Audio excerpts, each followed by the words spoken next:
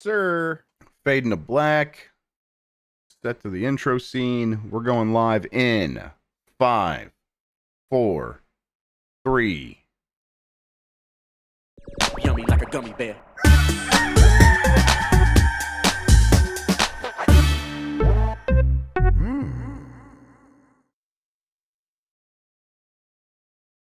It's the internet. You're busy. Let's do this for October 7th, 2024. For the next hour or so, let me help you sort through the world of gaming on Game Mess Mornings Live with me, Jeff Grubb.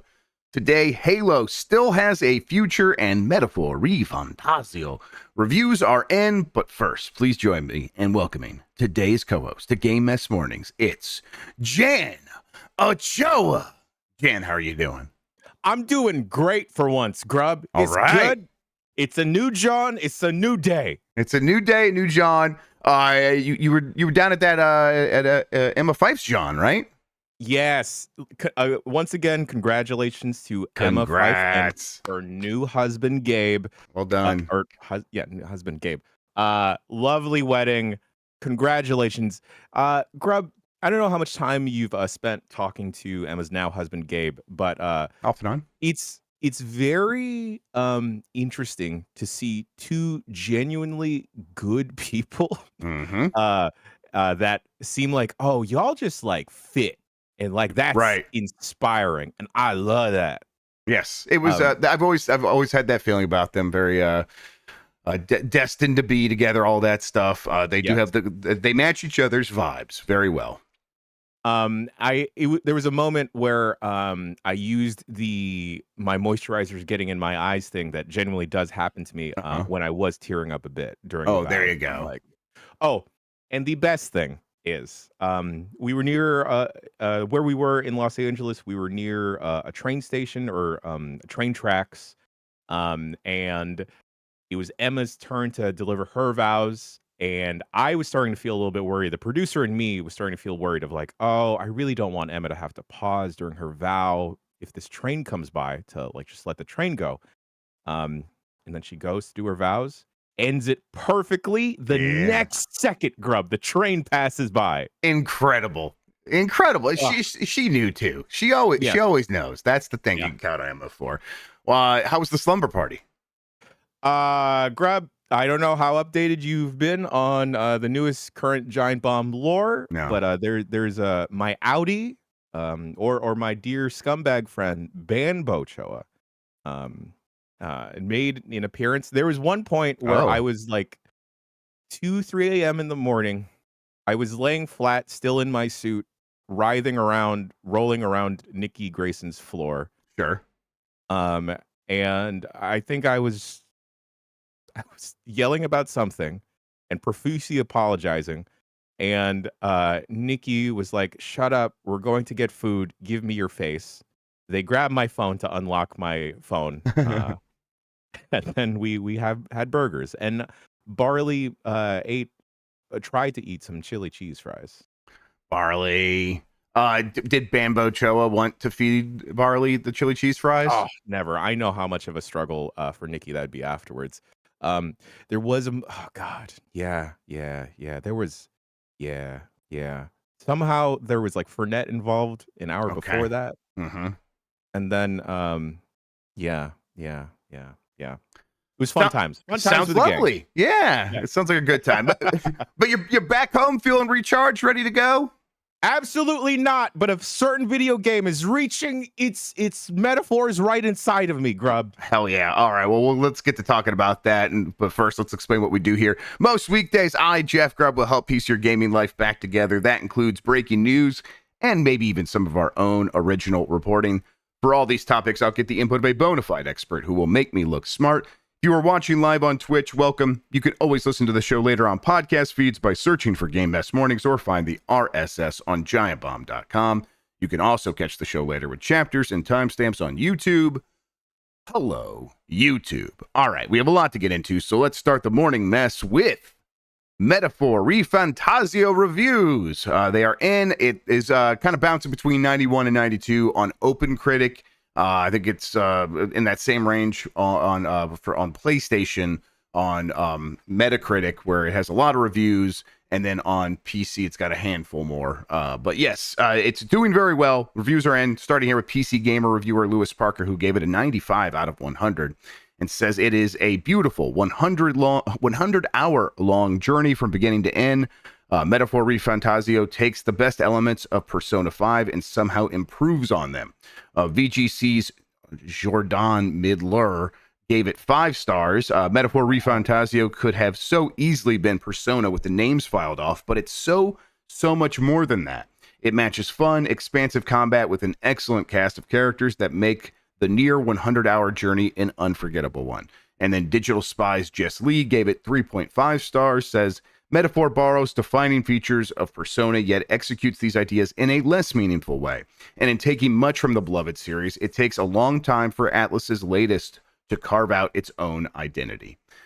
I think most importantly, in the Game S open critic guessing game, I guessed 92, Mike guessed 93. It's at 92 right now, so I'm going to get double points for that. That's what really matters here. But I guess you've also been playing this. How are you finding it? I do want to mention to folks that I have not completed this because this is an Atlus-ass game. Yeah, it sounds like the full 100 hours. Yeah.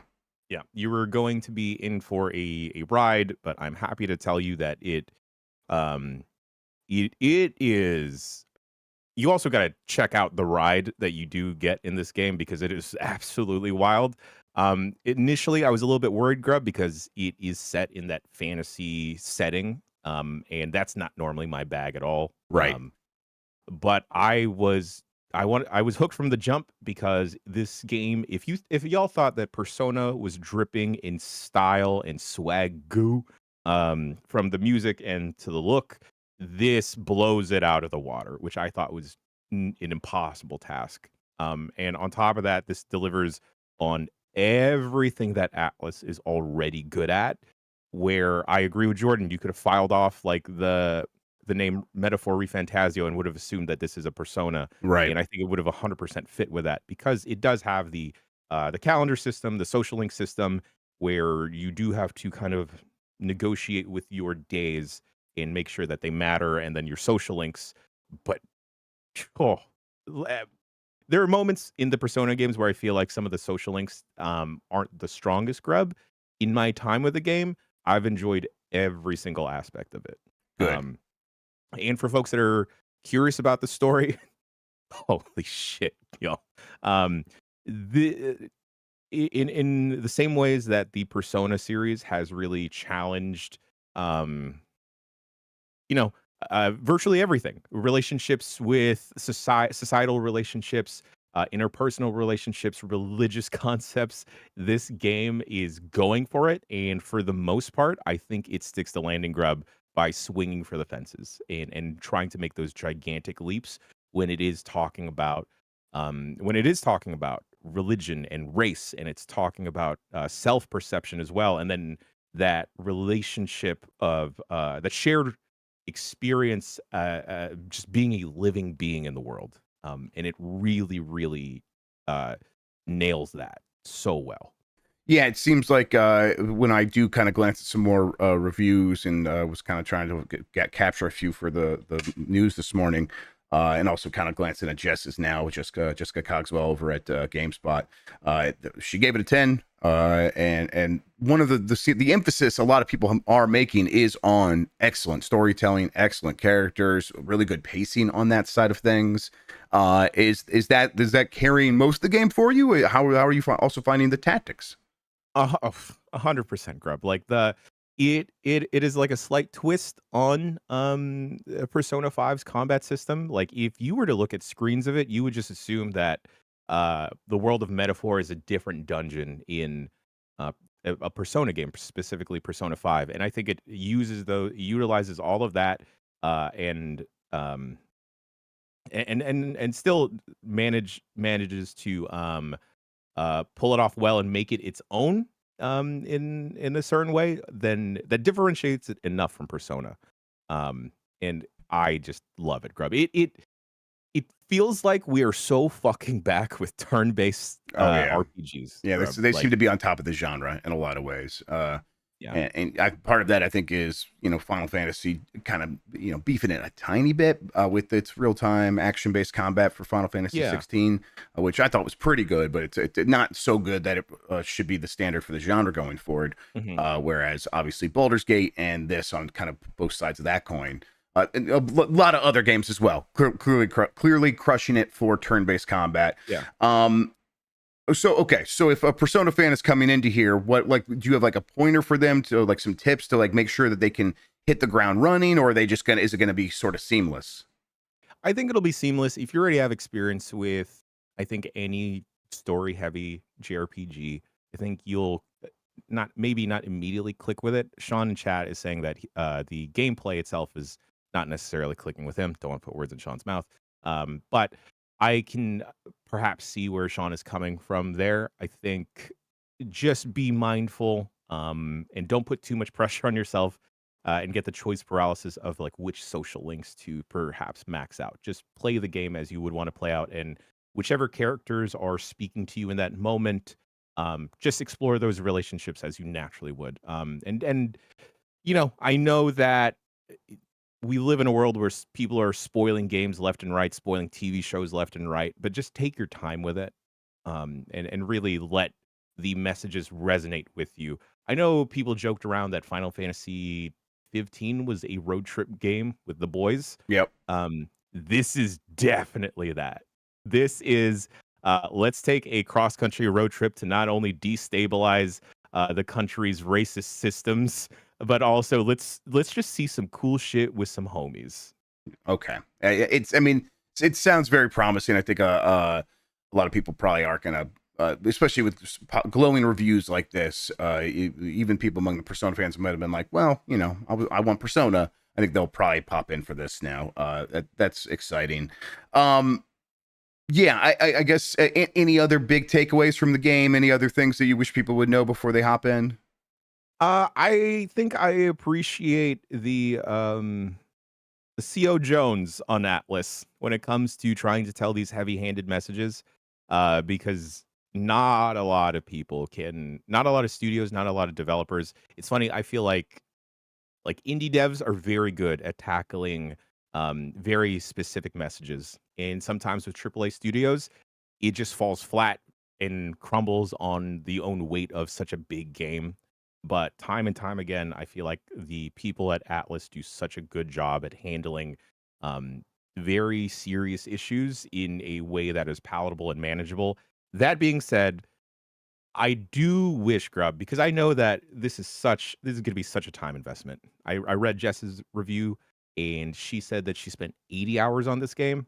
80 hours is a lot for any game. For anyone. Honestly, kind of like the scuttlebutt when we were all in the review process, and I haven't touched the game. But it was like I was thinking about it. I had a code in front of me, and I gave it to someone else when I heard Jessica say, 50 hours for it to really click for me. I'm like, okay, I'm too busy for that. Yeah. You all have fun. I bet it's going to click for most people, but I personally can't spend 50 hours. I bet it's not going to take 50 hours for most people, but I think it'll take some time. And some people might actually end up playing it, and it might not click with them. I've seen that for a couple people as well.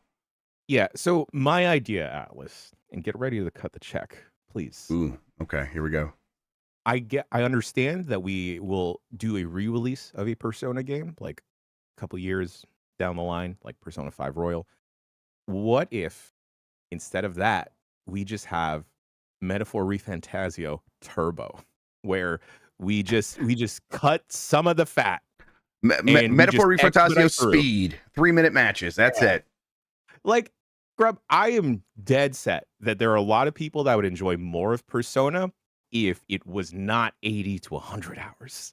Yeah, I mean, I guess when I think of RPGs these days, I do think that they are like 80 hours. That's the number I think of. But it's like I'm kind of like reading old magazines these days, and it's like, oh no, the RPGs back then were, the big ones were 30 hours. Those were the massive ones. Clearly, there's always going to be that arms race that causes both sides to all sides, everyone in that genre to be like, well, ours is even bigger, has even more stuff, and they always feel like they got to have something bigger than their last game. So I get how we get here.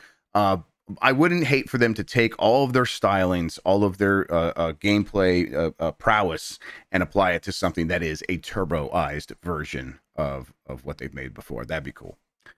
All right, quick breaking news. Actually, let me just write the headline in here for you. Alien Isolation sequel confirmed. This comes from Tom Ivan at VGC, who just kind of got the news for us. Sega has announced an Alien Isolation sequel. The game is in early development at Creative Assembly. The announcement on Monday came out to coincide with the 10th anniversary of the original game. Today, I'm delighted to confirm on behalf of the team that a sequel to Alien Isolation is in early development, said Al Hope. I almost said AI Hope. Al Hope, a creative director at Developer Creative Assembly. We look forward to sharing more details with you when we're ready. And then the Sega account tweeted, "We are so back."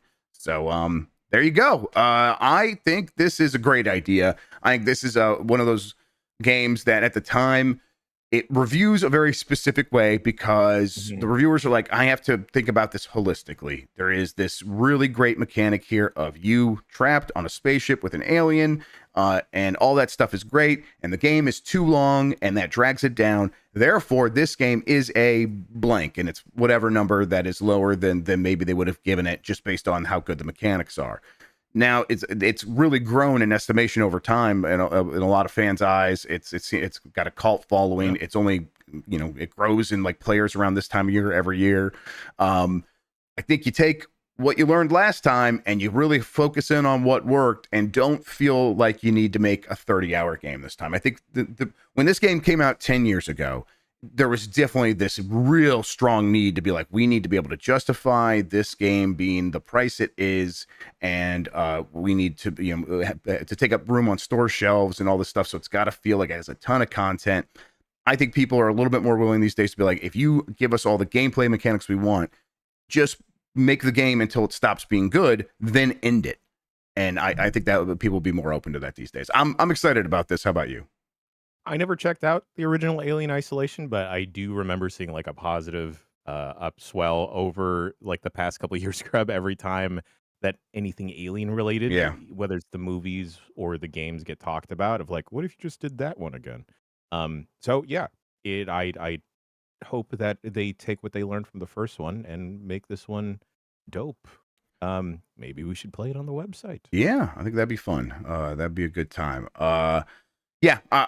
Alien is one of those franchises that has a million games, a million entries, a million movies now, and it hasn't really lost its appeal for me, even though I'm not like checking out everything. When something does look good, I'm still there, and I'm like, this is such a cool world. They do such a good job with that, and this the original game definitely was like, hey, we are gonna have the CRTs and all the stuff's just gonna look like Alien and Aliens, and it's I always appreciated that. Do you think that there's a chance that they kind of try to go the aliens route here, and it's like, well, maybe more Space Marine-y, more aliens, more action-y?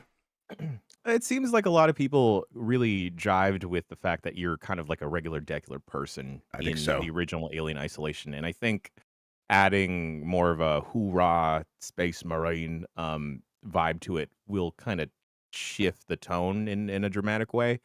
So perhaps maybe you're a baby this time. There you go. The most helpless of all. That'd be ideal. But yet somehow just crawling around in ducks and the aliens can't get to it. Just like just put them in the mech suit.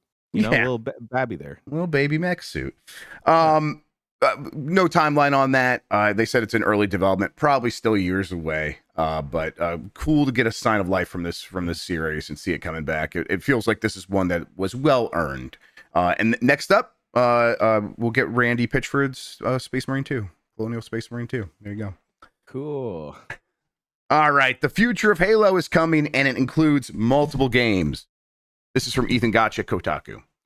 Ever since mass layoffs at Halo maker 343 Industries, which it's not called that anymore, fans have wondered what the future will hold for the famed sci-fi shooter. It turns out Microsoft still has big plans for Master Chief, and they involve multiple upcoming projects, as well as the franchise making the jump to Epic Games' Unreal Engine, the tech that powers Fortnite and a host of other Xbox first-party games. 343 Industries revealed the news during the 2024 Halo World Championship including that the studio will be called Halo Studios going forward instead of continuing to use its current Slipspace engine, which was created from the ground up for Halo Infinite. The franchise will abandon it for Unreal Engine 5. An effort called Project Foundry is also currently underway to build a foundation for training and best practices for developing Halo within the new tech. So yeah, those are like the basics here. They said that there's more games coming, and also Halo Infinite. Meanwhile, will continue to get updates, but it sounds like it's kind of on the should we de-emphasize this more and more and more, or kind of try to keep it going a little bit longer while we work on this other stuff? That is to be determined. What really matters here is I think people will see this, Jan, and I think the jump conclusion from people who, they aren't in the weeds with this stuff, and I think that's completely fair. Mostly the Mike Minottis of the world will be like, oh, they're switching to Unreal Engine because it's they want better graphics. And I'm throwing him under the bus there. He knew what he was talking about. Really why they're switching is Unreal Engine is the most used engine among AAA developers, and it makes it easier, one, to hire people, but two, like really what it is the tools are there to just get a lot of content out fast. That was the problem with Slipstream. It made a game that looked pretty. It was an engine that even once you got these people are smart people. They can learn how to use new tools. That's fine. Yeah. In fact, this Project Foundry, what that's saying is we're going to be building our own tools to use Unreal Engine. So what it really is, how capable are those tools? How malleable are they? Can you take them and be like, we have an idea, let's execute on that idea in a reasonable amount of time with a reasonable amount of money and resources? And the answer for Slipstream was clearly, over time, they could not do that. I think that's why we ended up with the single biome that they had in Halo Infinite. Didn't bother me too much as someone playing the game, but clearly they're like, we just got to keep working with the resources we have. Just take that tree and use it 150,000 times throughout this world. So that will solve a lot of the problems, I think, for the next Halo. Do you feel like this is going to solve enough of the problems? I am not 100% sure, Grubb, mostly because there are just parts of Halo Infinite that I did like, just I don't think was able to sustain me in the long run. And maybe that was just due to like the problematic lead up of the game getting delayed and then wondering, okay, when is the game fully out? Okay, co-op isn't here yet, but now it is a couple months later. And then just thankfully the multiplayer was never felt like it was a mess. No, it was just always fun. It was always fun. It just went in waves of popularity, like with like my friend group, and even on site we played it a couple times and we circled back a couple months later. My hope is with the pivot to Unreal Engine 5 that yes, they are able to produce content faster and maybe adapt faster to trends. I just hope that it isn't let's throw everything at the wall approach and see what winds up sticking. Oh, definitely. Because ultimately I feel like I don't know if the Halo franchise is in healthy of a place to sustain itself with that method of development, right? Because sure, we could get a couple Halo games in the next couple of years, but what does that ultimately do to the name Halo that is kind of already, I don't want to say damaged, but it isn't as popular as it was. It's definitely a little wounded, right? Yeah, absolutely. Yeah.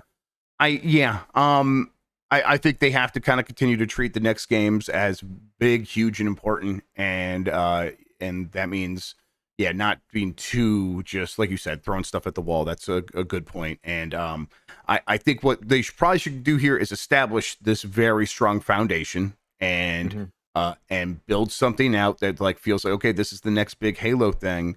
And then at that point, once it's live, once you have some momentum there, then you have the tools to be like, okay, now we can sort of respond to what the community wants. We can work with them. We can give them the player, the in-game foundry where they can make their own stuff and build Unreal Engine to be able to handle that. And then once that stuff is popping off, maybe we can take some of those ideas and expand on them very, very quickly, because now the tools will simplify that process. I think it's the hope.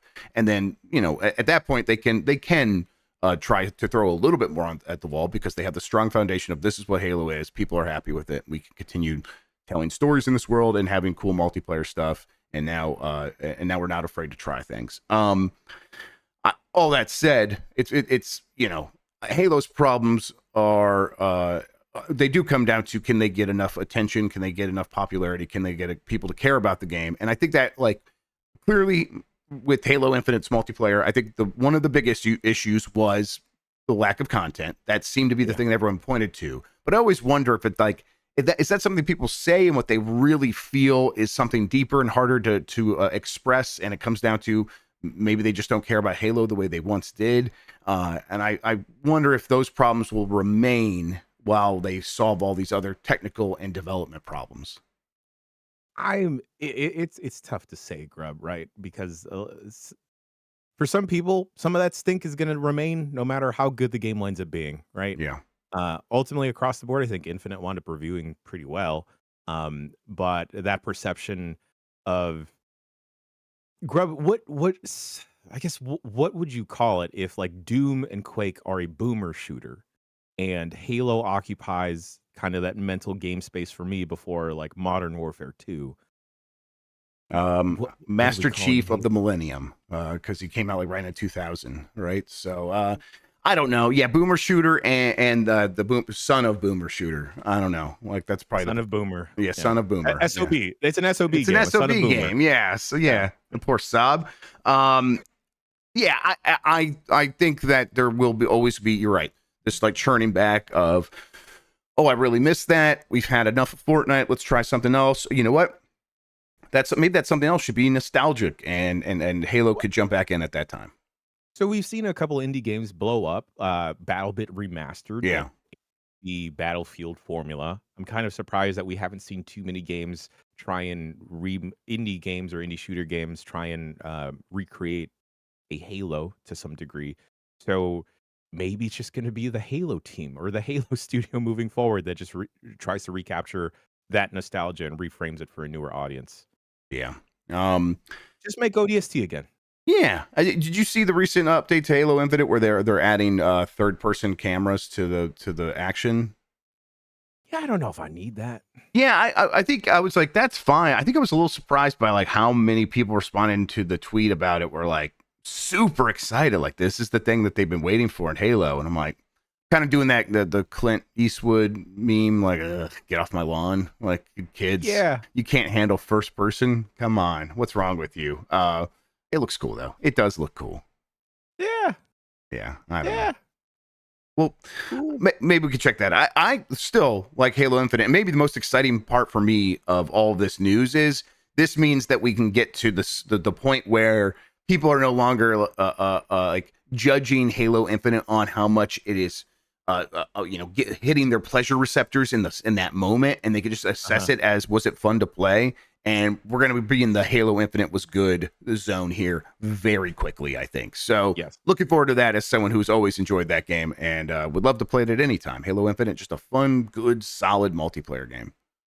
I think they should definitely try and push the marketing again and just have, like, another relaunch style thing where just reminding folks, like, hey, this game's around and it's good. Check it out.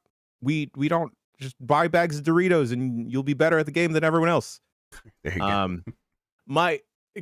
My other speculation is, with the switch to Unreal Engine 5, do you think Halo is going to join the rest of modern day multiplayer first person shooters and have skins and guest characters? They'll definitely have, the skins, clearly. Yes, they will.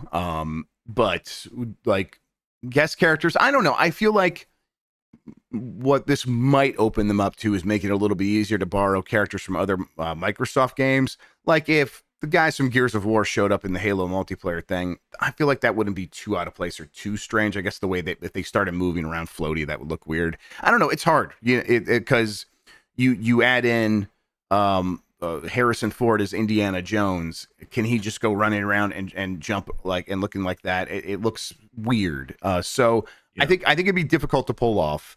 But who knows? Maybe they could try a bunch of different modes where it makes more sense. So or something along those lines. I think they probably just try to play around in, here's a skin for your Master Chief character. Here's Optimus Prime in Halo. Okay, well that would be cool. He's aren't they already locked down to Overwatch? Well, one of those games got Transformers. Why I can't remember Overwatch? Come on. I don't know anymore. That does speak to a point though, that this is now the latest Microsoft studio to fully embrace Unreal Engine, just like many of the other studios have. Clearly, the Gears of War team, not the Initiative. I can't ever remember the name of it. They're masters of Unreal Engine. They've been working with that for a very long time, and they are like the Coalition. Thank you, Chad. And they are such experts that they come in and help other teams work on Unreal Engine. Now they can do that and help out the Halo team. And all these teams can work together to build these best practices as they're talking about. Undead Labs, I think, uses Unreal Engine. There's a whole bunch of that now at Microsoft. It makes sense long term because they have all this expertise, and now that expertise can't, I think, the Coalition did help on Halo to a certain extent, but they would have been able to do a lot more if it was in Unreal Engine, and now they're going to be able to execute on that. Grubb, speaking about long term for Halo as a franchise moving forward and Halo Infinite, do you think we might actually see a Halo game come out on the PS5 as well as an Xbox and PC? Maybe not at launch, but maybe like a couple months down the line? Over time, yeah. I mean, probably. Probably. It's, Okay. maybe not the next one, but in like 10 years, what are any of these boxes going to be? It's just the audience that they're going to be aiming for with these games is going to be so big and so much bigger than just any one console that I just don't think that they are even they've de-emphasized the importance of the consoles today, and it doesn't seem like that decision is going to get reversed. It's only getting they're only more and more leaning in that direction. So eventually they have leaned so far that it would be weird if Halo wasn't released on everything. Now we're not there yet, but I feel like they are walking in that direction, and steadily we'll get to that point, and that point could come before the next Halo game. We'll see. All right, yeah, go ahead. One last thing, please. God, it feels so weird that we could potentially, in 2-3 years' time, have a mobile Halo game that could pop off in a way that COD Mobile has. Right, and I do wonder about that too. With Unreal Engine, very malleable for you can. I remember early on with Unreal Engine 4, one of the big things is like, hey, we developed this game and it's on PC and it looks really great, but we could scale it down and run on Switch, because they were kind of thinking we want to have something that could be scaled all the way down to mobile, and then those games started appearing on mobile. Unreal Engine 5 carries forth a lot of that stuff, and so it is an engine that you could very easily take the game you're making for PC and for console and scale it down and put it on phones, and it wouldn't scale it down enough so that you're not destroying the battery and all that stuff. I do wonder if they do that, or do they do what the Call of Duty did and build the bespoke mobile version? That's probably still the move. Right. But they could do this. Yeah. If you I feel like the problem with trying to port a AAA game onto a phone is that is not the experience that people are used to on a phone, where they just want to play a quick round of something.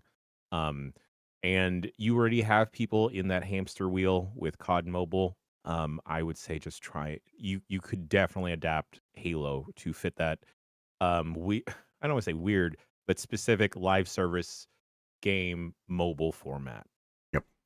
The future of Halo, I'm still very curious about it. They have had a lot of turnover there. I mean, the Infinite, its failures definitely caused Microsoft to look at that studio, and I think they basically fired a lot of the leadership there. I know a lot of the leadership left and were caught up in various layoffs, but most of the leadership were just like, hey, please, you're done, you can resign, get out of here. And that means there should be a fresh new crop in there kind of overseeing things going forward.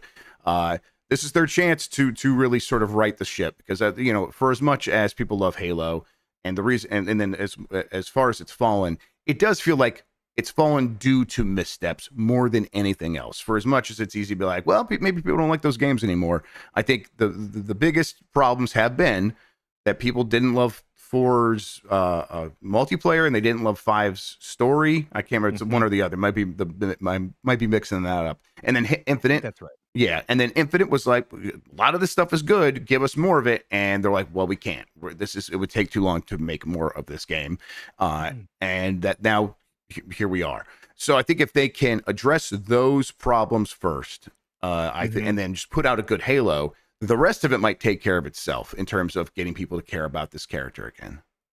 Part of me now thinks that maybe they made the switch to have it be called Halo Infinite versus another proper Halo numbered title just to avoid the stink that had developed from 4 and 5. Yeah. Yeah, and you know what, Grub? I played an obscene amount of Halo 3 on the Xbox 360. Yep. And that muscle memory is stored inside of me. And the couple times that we've played Halo Infinite on this website, it has come out, and now I kind of got the itch again, Grub. Thanks a lot. Yeah, well, hey, I always look forward to playing some Infinite. Let's do it. We can play some Master Chief Collection too. That'd be fun. Okay, let's see here. Let's take a break. When we come back. Is Saudi Arabia taking over Nintendo? We'll talk about it right after this. Oh, look at that. No headlines this entire time. My bad. All right, we're back. Let's hit this. Saudi Arabia is considering a larger stake in Nintendo. This is from Jordan Midler at VGC. Saudi Arabia's sovereign wealth fund is considering a move to increase its stake in Nintendo. That's according to a new interview in which the firm discussed that the Saudi Arabia Public Investment Funds, the PIF, plans for growth. Prince Faisal bin Bandar bin Sultan Al Saud, the group's vice chair, said in an interview with Kyodo News, that's with a D, not a T, that there are always opportunities for further investment. It's important to keep the communication going so you get there in the right way. He said, we don't want to rush into anything. They have an 8.5% in a stake in Nintendo right now. That has grown over time, and they're thinking about growing some more and buying more Nintendo. Now, this has caused a lot of people to be like, "What's going on here? Are they going to like try to take over the board of directors and stuff like that?" And I would probably hesitate towards worrying about that too much. Clearly, hey, Saudi Arabia, a lot of problems. They killed a journalist. That's just a bad country, and with leadership that is directly responsible for that. It's a publicly traded company, Nintendo. You can't stop them from investing, as far as I'm aware. It'd be very difficult. In fact, Nintendo didn't know about like most of these investments from Saudi Arabia until it was in the news, because that's just how public trading works. Like, those shares are out there. They went out and bought it from someone else. Nintendo wasn't involved in the transaction at all. But 8.5% is a lot, and if they do buy more, it would be something that they would have to communicate to. Well, wouldn't have to, but they've said themselves, like, we would communicate with Nintendo and let them know what we're trying to do here. The point of investing, for the most part, is to make money from other people's work. And that's not going to be not true of Saudi Arabia. What they're doing here is they see an opportunity to invest in the video game space. Obviously, they own all of SNK. They've invested in a ton of other video game companies. But they see clearly Nintendo has a chance to grow, especially with Switch 2 coming out, and they want to make money from that just like anything else, and be well positioned to leverage that stuff in the future as they try to do more with games in Saudi Arabia. They're trying to diversify their economy very much, biggest gas station in the world right now. They're trying to be more than that. But that does not mean like buying Nintendo and translating it to Saudi Arabia or something like that, right? Right. I definitely hope not. God, that is so. I guess I've never thought about it that way, Grub, but where a publicly traded company is just so public that even the people internally at said company aren't in control, despite the company being theirs. Wow. Yep. I mean, those shares are just, they belong to someone else. And if that person wants to sell it to Saudi Arabia, they don't have to tell you, and they don't have to loop you in any way. It's weird. It's the further this goes along, it's going to be an interesting road to navigate. Using your wallet to vote, in a sense, right, Grub, of who you choose to support, and that being already very complicated to navigate, but being especially challenging to perhaps navigate as Saudi's share in Nintendo continues to grow. Yes, they are definitely trying to diversify not only the public perception of them, but they're not doing a great job of that. But also just in the terms of industry they're trying to enter. Perhaps they were trying to create a competitive Jenga league. They tried to draft me into. Maybe they're out there trying to get that Jan for Mm. their for the Jenga League, the JL. Yeah, I think that Saudi Arabia is not going to be going away in video games, or a lot of these marketplaces that they keep getting involved in. And what can you do about it? I mean, I don't know. At a certain point, for as vile as the government has been, I don't know. I kind of like take their money. Just take their money away from them and go use it for something good, I guess. That yeah, that's Yeah. the mentality that I have too of like, all right, just give us your money, and we're gonna keep doing our thing that disrupts your perception of yourself. Yeah, yeah, because I mean, it's not, if you don't take it, someone else will. I don't know. Saudi Arabia's never offered me any money. I don't know. I wouldn't like want to be like seen cheerleading that country. Listen. I can only speak for myself. I can't say that same sentence. Yeah, I think in a situation like this where it's like it's publicly traded, they're just like investing in your company. You kind of can't stop that. But if it's like they show up to your door with a check, it's a little bit stranger. So I don't know. But I think the bottom line here is people worried about like the video game industry at large and Nintendo specifically. Nothing's going to really change here. It doesn't seem like it's going to change. I doubt even that Saudi Arabia would want a place on Nintendo's board. They could demand it though. They could demand it. It just seems like to what end? They want the money. They don't necessarily want to control what Nintendo's outputting. I think they do want to have some influence in that industry, but they are able to get that with said money. So Right. I don't think much would change here. Yeah, unless they demand that Nintendo comes to the Kingdom of Saudi Arabia 3-4 times throughout the year and makes a game specifically for the Crown Prince. Right, exactly. And who knows? That could happen. Yes, that's right. Grubb has heat with the Saudis. There you go. Cool. All right, moving on here. Ubisoft responds to rumors about an acquisition from Tencent. Meanwhile, it's the other one that's always investing in video games. This is from Javier Escorbano at Game Reactor. Following last week's rumors about a potential acquisition of Ubisoft by Tencent, a spokesperson from Ubisoft has tried to slow speculation by claiming the company is reviewing all of its strategic options, but remaining focused on its strategy. Ubisoft has noted recent press speculation regarding potential interest around the company. Ubisoft said to VGC, it regularly reviews all its strategic options in the interest of stakeholders and will inform the market if and when appropriate. Ubisoft also reiterates the management is currently focused on executing its strategy centered on two core verticals, open world adventures and games as a service native experiences. That's got to be thrilling to investors and just kind of, the same thing as always, huh? Yeah, I mean, the thing here is like Tencent does seem to be like one of the only options that Ubisoft might have. And by Ubisoft I mean the Guillemot family, Yves Guillemot, if he wants to stay in charge, because the publisher's in a bad way. They are kind of one more bad game, one more bad launch away from being in free fall in terms of the stock price. And if that happens, even with all the Guillemots on the board of directors, it could be very challenging for them to stand in the way of a bunch of people saying, hey, we should consider some other options, like maybe letting Vivendi come back here and take over or something along those lines. If the Guillemot family wants to have control over what happens next, it might require them to partner up with a handful of companies that out there that could actually could make that happen. And really the only option on the table seems to be Tencent. So I get that they're saying that, hey, we're considering everything. I don't know what else I've heard in the best. I've said like maybe they went to go talk to like EA or something and said, hey, we should team up. And EA's like, what the fuck are you talking about? No way. So I just don't know who else would be willing to buy Ubisoft and take on tens of thousands of people on payroll. It would be very awkward. Oh, incredibly awkward. And also knowing that the Guillemot family still wants to be on that board and have a gigantic say, I don't necessarily know that if getting acquired by Tencent is going to fix the ship at all. It's just going to be like patching the hole in the boat that is already slowly sinking, Grub. Yep. Instead of like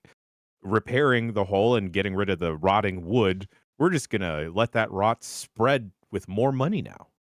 Yeah, it seems right. Like this is not going to actually solve much. But I think that's a good point, because that's the perspective that we're actually talking about here. Again, is like the Gimos don't necessarily, they're not necessarily thinking about the future of Ubisoft. They are thinking about the future of their power within that infrastructure. And I think they could team up with Tencent and be like, okay, we get some of your money and we'll do the work to control the company, and you fund it, and we'll take it private again, and private between Tencent and ourselves. But then the goal then would be to take it public again one day. I would imagine, and it just seems very rocky in terms of a path forward for the company. But that's where they are. They've been in this situation a bunch of times, have sort of skated by and been able to dodge some bullets, and feels like that luck has run out. And the final destination of where this company was always headed is finally about to take it. It just feels like such a bummer, Grub, because due to your recommendation, I have spent a little bit more time in Star Wars Outlaws, and it is starting to grab me. Mm-hmm. And I think I am finally turning on it in a positive way.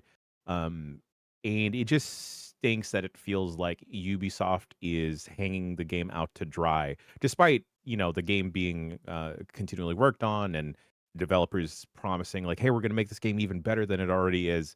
It just feels like Ubisoft, as the publisher and the company, is just like blaming it for all of the problems that have been building up, not just this year, but over the past couple years. Yeah, remember Skull and Bones came out? No, I don't actually. Yeah, that's wild. I think that it's indicative of like all the problems. We've heard that Assassin's Creed Shadows, one of the big reasons it was delayed is all the people working on it were being like, hey, we should delay this. And the same thing was true of Star Wars Outlaws, but they probably got to a point where like they knew they weren't going to be able to get to ask for another delay. So they did the best they could with that game.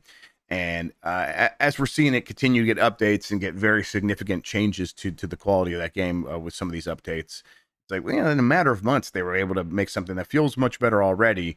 Had it had another year, it probably would have been in a much better place. Now, Ubisoft hasn't done that recently, even though they kept saying that they would, really avoid ever being in this situation again after previous examples of them beefing it by releasing games too early or underbaked.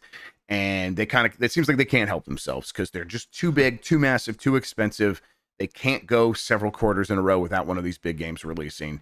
And that seems like a problem. And that problem seems unsolved as well. Do you think the problem, Grub, is that no one wants to dance anymore? Yeah, no one wants to Just Dance. That Just Dance game is still coming out this holiday, right? There's a new one. Need it like clockwork, Grub, every single year. Yep. Every single platform. Yep. It'll be on everything except for PC, like always. On PC, you could just like watch the YouTube videos and pretend. Like that's what I do. Right. Oh, yeah. It's surprising that the audience that buys Just Dance has not glommed onto that fact. Right. A lot of the kids have. They're like, I'll just watch the YouTube video and dance to this. This is great. And then the score is always like from someone doing it perfect, so you can pretend you did it perfect. It's wonderful. All right, let's keep moving here. Assassin's Creed Black Flag Remake is closer than you think. This is from Insider Gaming. We first got wind of an Assassin's Creed Black Flag remake earlier this year, and information sent to Insider Gaming suggests that the game could actually be coming sooner than you might think. When rumors of the Assassin's Creed Black Flag remake began to circulate on the internet, many, including ourselves, assumed that the game would still be some years away from releasing. However, new details and documentation on the game sent to Insider Gaming under the condition that it does not go public suggest that the game is well into development and could be released much sooner than we all thought. The timeline here apparently is it could come holiday of 2025, around November 2025. Now, I've not played Assassin's Creed Black Flag since, the year it came out. But my memory of that game is that's, one of the first like Xbox One and PlayStation 4 games. And it probably feels like it's still. And there was like zero zero problems, like in terms of that game needs to be remade. Now, maybe it's more dated than I'm remembering, but I doubt it. Yeah, I think that game probably still plays completely fine, Grub. Yeah. I think a lot of Sony would beg to differ, but a lot of games released on the PS4 are still pretty good today. Yep. Grub, I hope that people listening have never found themselves in a toxic relationship where we've clearly addressed a potential pain point in said relationship. And then your significant other continues to be aware and cognizant of said issue, but continues to just do the thing that has been identified as a problem. And I feel like we can all agree that the internet is not saying and yelling, stop making Assassin's Creed games, but maybe slow down. Maybe slow. Well, what this sounds like is they're speeding up, because this comes out November 2025, apparently, allegedly, and so does Assassin's Creed Invictus, I think, is which is the multiplayer focused one, I guess. So there will be 2 Assassin's Creed games next year, and then immediately after that, I guess that the Hex one, the Holy Roman Empire one, that takes place in like the Germanic region, that would probably come in 2026. And at that point, if Invictus works, they'll be updating that as well, all alongside that. They've told us they have a lot of Assassin's Creed projects. Some of them are TV and movies, but not like most of them aren't. Most of them are games. And the number that they keep throwing around is something north of 10, 11, 12, something like that. Maybe more than that. So there's a lot of Assassin's Creed coming, and I don't know. It also feels like that is just speeding towards a brick wall of, if you have another like Unity situation, all that blows up in your face. And then you're talking to us again about how, we're going to delay all of those projects until we can get this right. Just like you've done 3 times already. Grub, I forget what it's called when you start offing civilians in Assassin's Creed, and then is it destabilizing or desynchronizing? Oh, desynchronizing, yes, yeah. Oh boy, I feel like the world has been yelling at Ubisoft like, you're desynchronizing from the rest of us and what we actually want. Fucking stop. So really, yeah. I've been thinking about that now. It's like a euphemism, going on a desynchronization spree. That's a kind of, oh boy. It's so bad it's good. We're gonna take out unalive from the vernacular. We're gonna desync you. Desync is in, unalive is out, everybody. There you go. Oh boy. Yeah, hey, I don't need this, but I get why these companies do this. Assassin's Creed Black Flag, probably the one that if you were to go ask fans what's the one you like most want to play again, I guess it would be this. I think, Assassin's Creed 2 also is one that I think a lot of people are very fond of. I prefer Brotherhood, but I think a lot more people played 2 or something like that. So getting to a point where it's like you are now supplementing your Assassin's Creed releases with some of these remakes and re-releases, it makes some sense. But it's just like, for so many of them, they've repackaged and re-released them already a couple of years ago.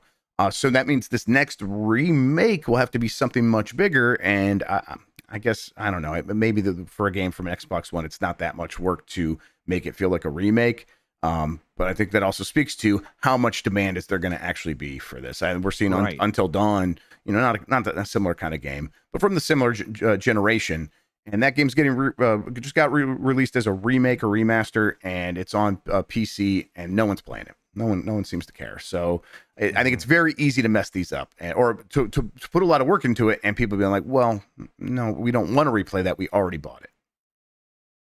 I've actually, now that I think about it, Grub, I've seen people streaming Assassin's Creed Black Flag on TikTok of all places. Sure. And game, surprisingly, still completely fine. Oh yeah, 100% it's fine. Yep.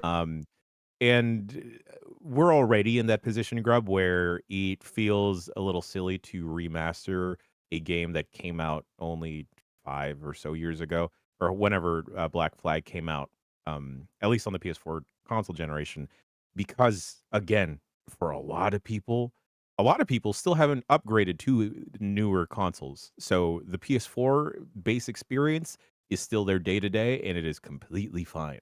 Um, oh, oh, Lordy Grub, I feel for the people internally at Ubisoft. Me too. We'll we'll see what they say. Maybe this thing is a mix-up or something. We'll hear, but or maybe they present it and be like, oh, okay, I get why they're remaking it. There's a chance for all of that. We'll wait and see. Real quick here, just hit some of these highlights real quick. Monolith Soft is busy developing its in-house engine, building on Xenoblade engine for future games. You're a Xeno boy, right? You're happy to hear this. Hey, reinvest in that technology, make more of your stuff, like because they also are partly responsible for like the world and the Zelda games with all their technology. So, yeah, that sounds good to me too. 100% Grub. As someone that really, really, really loves Xenoblade Chronicles 3, give me more of that. Give me more flutes. More flutes. There you go. You heard him. The Nintendo Switch mod chip maker is going to fight Nintendo without a lawyer, apparently. What is this, Joker 2? It's Joker. Well, I don't know. There might be more singing in this. Who knows? We'll have to wait and see. Yeah, that's a bad idea. But apparently they just had a bunch of counts from Nintendo, and they went through and like deny, and they still haven't got a lawyer. So it sounds like they might try to go to court and fight Nintendo themselves. Good luck. I hope they don't kill you. It's Nintendo. And then yes, Until Dawn is one of the worst Sony releases on Steam in terms of players. It just feels like the game is not like, oh, that's an assessment of its quality. It's just like maybe people aren't even aware this is happening, or like it wasn't already out. No, it's on PC now. It just feels like it's missing some zeitgeist thing. I don't know. I think so, and it feels especially unfortunate because we are in the spooky season where maybe it'll pick up. Maybe it'll pick up. I think there's also the perception, Grub, similar to the problems that Black Flag Remaster could have of like, isn't this already here? Don't I already have this? Yeah, I think that's probably a big part of it. And that Until Dawn movie just finished filming. That one, maybe when that comes out, this will pop up again.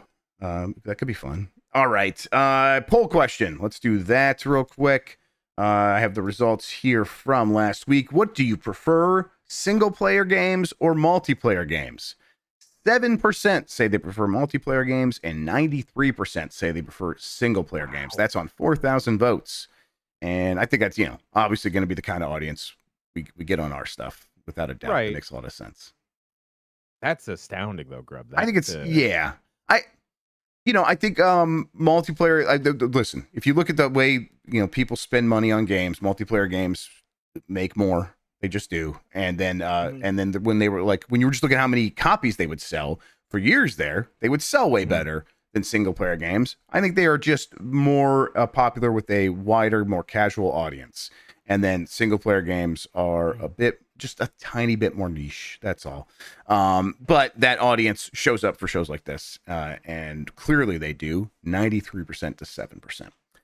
I am curious to see how many folks that are like big into Final Fantasy 14 and like that is an MMO that you can totally play solo dolo. I've heard. I wonder if that blurs the lines for some players. I think it does, and I think when you say, "Hey, I prefer single player games," you're probably also playing multiplayer games. It's just like, no, if I had to choose, I'll choose single player games. Now, I do wonder if companies like feel this sentiment and are like, hey, can we get back to investing more in single player games? Or they're like looking at underlying data, or they're looking at some notable flops recently and being like, actually, this might be dangerous to go this path, because at least multiplayer games, maybe it's actually a little bit less expensive to make it. Now, these days, it seems like it's just as expensive as anything else. Like, look at Concord. But maybe it's a little bit less expensive because you don't have to build out this whole massive campaign. You can have a few maps, a bunch of characters, and then build on it from there. And then if it works, the ceiling for it is astronomical, and we can make more money than ever. So I think that's why they continue to lean towards multiplayer games. But I clearly the single player game not going away, just like always. No. Okay, new poll question. We'll get to that here in a second. But first, Jan, what do we have happening on the website? What should people know about our week? We're going to go and decide what's happening this week immediately right after this, Jeff Grubb. Yep. But I can tell folks at home to look forward to Chef reactions on Voicemail Dump Truck. And yeah, we will definitely try and line up together a BCR that is Metaphor ReFantazio centric. We'll get that focused up. We'll develop a roster and go on a road trip to podcast. It's not divorce week, everyone. It's not. No, it's not divorce week. It's spooky season. It's October, so we'll play some scary games here and there. We do want to play Until Dawn. I'm gonna go to that baseball game with Mike. Actually, he got his tickets, so that's at 4 p.m. So I'm not gonna be able to play Until Dawn today, but maybe we'll start it on Wednesday and try to finish it another day. But yeah. Grubbed by Ghoulies. I'll do that. Yeah, I want to play a variety of like actual scary games and then spooky fun games. Alien Isolation. Okay. Yeah, I would like that a lot. That would be very good. Yeah. Oh, or Sean says, but what if we play without you? Yes, that'd be great too. If you guys want to do that, absolutely. Have you played Until Dawn though? I've not. See, that's part of the kicker. Is I want to see you. Yeah, but what if it's Until Sean? No. That's Days Sean. Okay, you're right. Excuse me, I shouldn't overstep it. You're right. We got to get him on Days Sean first. We should just throw Sean's name into titles for shows, and just Sean is not allowed on the actual show. Okay, I love it. Perfect. Wonderful. Hey, I can watch. Me and Mike are just gonna go get lunch downtown near the park, and I could give my answers in chat about what we should do. We'll see. You guys could decide. I'm down for anything. Anything else, Jan, that we should say? Yeah, like you mentioned, we'll have chef reactions. Get your calls in now, everybody. Make that happen. 707 Exit Flu. All right. New poll question. Do you want an Assassin's Creed Black Flag remake? Yes or no? Go ahead and give your response to that. That'll be up on youtube.com/@giantbomb under the community tab. You can vote there. We'll get the results. We'll discuss it on the show on Wednesday. Tomorrow's the Bombcast. Tune in for that. It'll be a great time, as always. Other than that, Jan, I think we should get out of here, man. Let's go get out of here. We got a meeting. Jan, thank you so much for hanging out with me today and talking about video games. I really appreciate it. It's my favorite way to start a Thursday. And thank you all for listening and watching. You're the best audience in gaming. Until next time, have a good one. Take care of yourself. And goodbye. Mwah.